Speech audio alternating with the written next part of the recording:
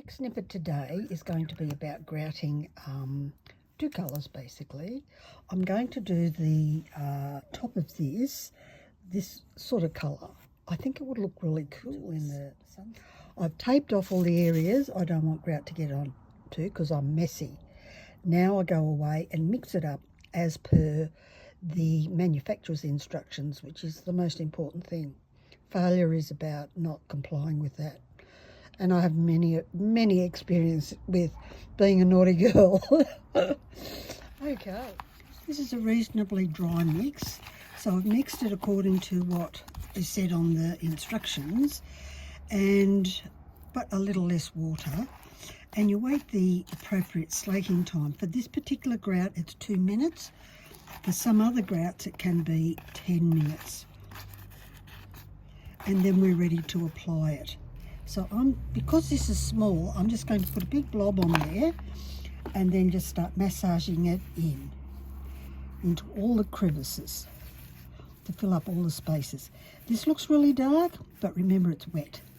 So when your grout dries, it will be a few shades lighter than what you have first applied. So your blacks will look really black when they're wet, and then they'll dry normally to a sort of a charcoal colour. No one ever gets the right black. That's just how it is. Now I'm just going to squeegee it off. You can see I've got all this other stuff which I just moved to the end. I might follow the line of the sunset and then put it at the other end. Too soon to take it off and shine it because it's got to set first. And on a day like today, the manufacturer will tell you how long before you can remove it. So on a normal hot day, this grout is about 20 minutes. On a cold day, it's going to be at least 30. Today it's like on the veranda.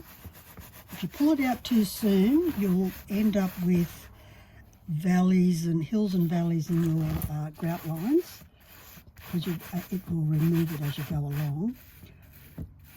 So just do a very gentle massage around here and then leave it. What I do when I'm leaving it, that's when I wash up all of these bits and pieces. Get it early before it even looks like it's going to set, and your bowl if you want to reuse your bowl. All nice and clean. I like to use these gloves that have got this texture on for removal. It's really weird because sometimes I actually don't need a cloth or to clean it. So with this grout, you can give it a rub and it will feel like it's drying. So at this point in time, the seams or the grout is still really wet. So now I know it's too soon. So what I'm looking for while I'm waiting is a haze developing over the top of the glass. So this is starting to haze. Hopefully you can see it, but it hasn't really. It still looks wet. So that looked like it was buried. It's the same colour. So it's only just starting to haze. So I'll come back in about, I don't know, I'll worry it off in about 5 more minutes, maybe 10 minutes because it's a cold day.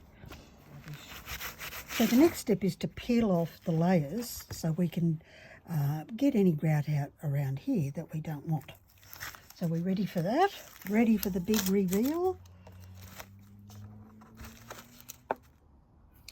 So now we can clean up any seepage that got in underneath our protective wear. So here is some seepage. So I can scrape that off. I can leave it as that colour if I want to, or I can get a pick and just pick that out completely. I'm just scraping this off and I've got a great big glob here. Look at that. Another whole grout line. I can put it in that little bit that just got missed there.